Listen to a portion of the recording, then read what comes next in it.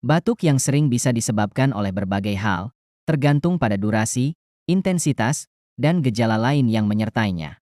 Beberapa penyebab umum batuk yang sering meliputi infeksi saluran pernapasan, infeksi virus seperti flu atau pilek, serta infeksi bakteri seperti bronkitis atau pneumonia, dapat menyebabkan batuk yang berkepanjangan. Alergi, paparan terhadap alergen seperti debu, serbuk sari, atau bulu hewan peliharaan bisa menyebabkan batuk sebagai reaksi alergi. Asma, batuk sering menjadi gejala utama asma, di mana saluran pernapasan menjadi meradang dan menyempit. Reflux gastroesofageal, GERD, kondisi ini menyebabkan asam lambung naik ke esofagus dan dapat menyebabkan iritasi tenggorokan serta batuk kronis.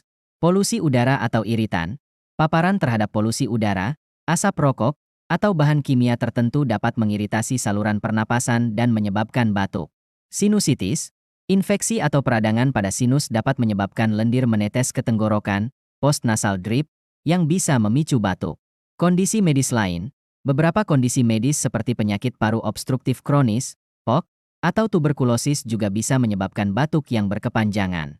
Jika batuk tidak kunjung sembuh atau disertai gejala lain yang mengkhawatirkan, sebaiknya konsultasikan dengan dokter untuk diagnosis dan penanganan yang tepat.